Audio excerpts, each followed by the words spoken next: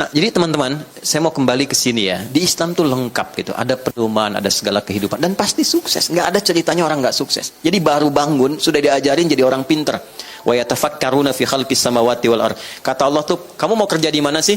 Di daratan, di lautan, di udara? Punya rencana nggak? Udah dipikirin belum? Rencananya apa? Mitigasinya apa? Terus itu ada sampai ke akhiratnya nggak? Atau cuma dunia saja? Makanya kenapa yang pertama ditampilkan neraka? Innaka man tudkhilin nara faqad akhzaita. Ya Allah, kalau sudah dikasih kesempatan hidup, menjalani hidup dan masuk neraka, itu orang rugi banget dan terhina. Karena gini, miftahul jannati la ilaha illallah. Kunci surga itu kalimat la ilaha illallah. Kita itu begitu rahmannya Allah sama kita, itu kuncinya udah dikasih. Allah itu udah ngasih kunci surga sama kita. Cuman kadang, maaf, kuncinya nggak dipakai, pintunya nggak pernah dibuka. Makanya keterlaluan kalau ada orang Islam nggak masuk surga, itu keterlaluan. Lihat komen Nabi ya. Ingat, kalau Nabi sudah komen, Anda tinggal subscribe dan like. Kata Nabi, semua umatku akan masuk surga kecuali yang nggak pengen. Oke?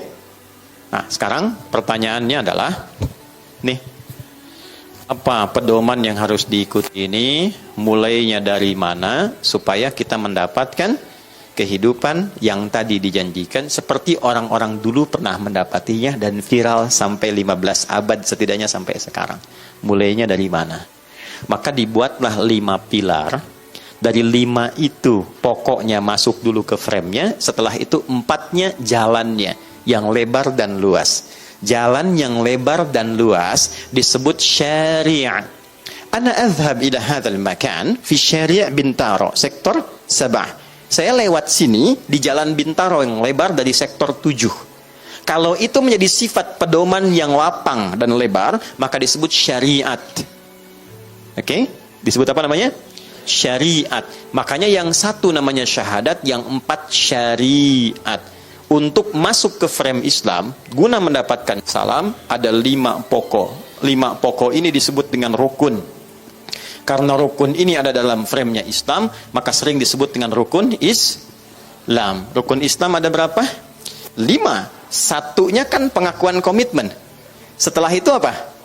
Salat. Itulah sebabnya kenapa kita memulai dengan salat. Dan kenapa sholat sangat ditekankan dalam kehidupan? Karena sholat itu akan mengantarkan kepada salam. Ini dasarnya.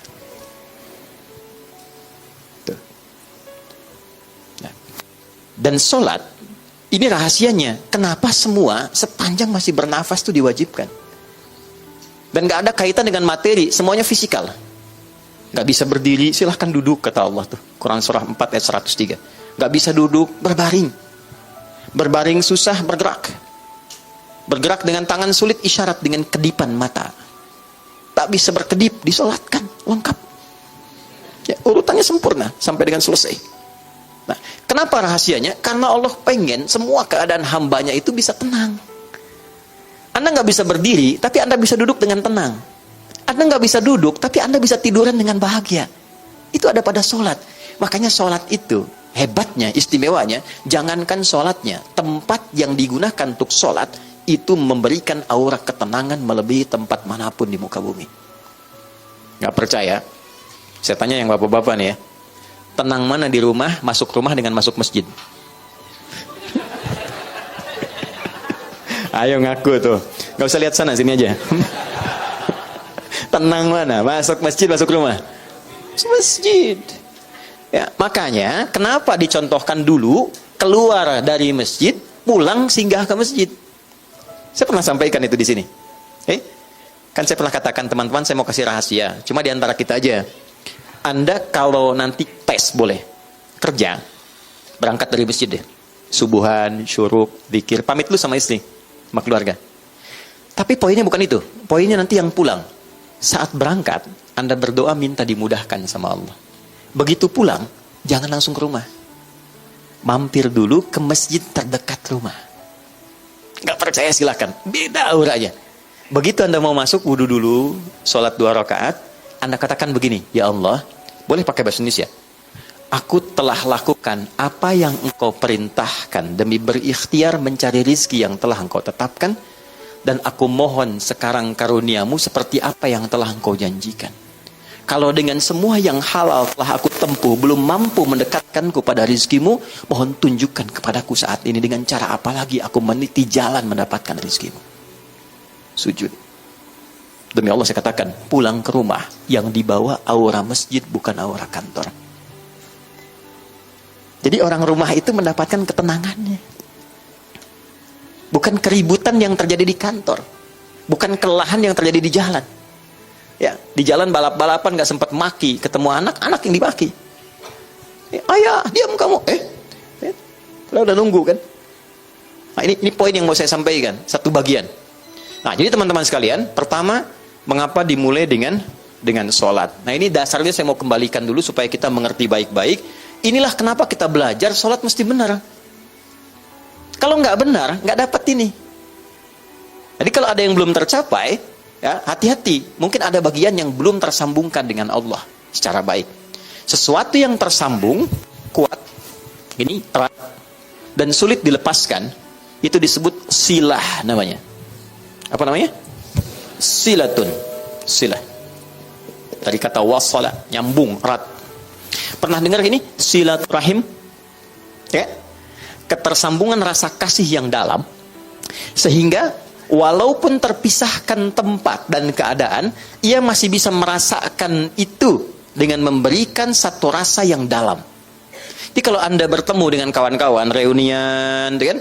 Ketemu, saling tatap, ngobrol, itu belum silaturahim secara makna. Belum. Karena orangnya ada di hadapan kita, kita sapa.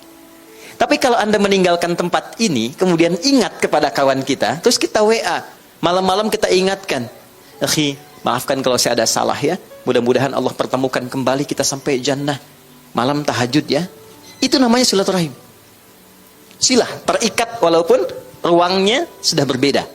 Waktunya mungkin tidak sama. Teman ke Amerika, dia ke Kanada, 12 jam bedanya dengan kita. Tapi kita masih bisa WA dia. Itulah silah.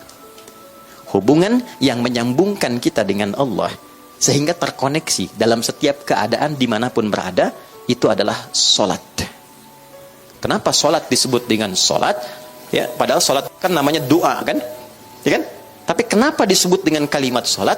Untuk memberikan kesan ibadah ini melatih kita supaya terkoneksi dengan Allah secara erat dan kuat, sehingga di setiap keadaan kita tersambung dengan Allah.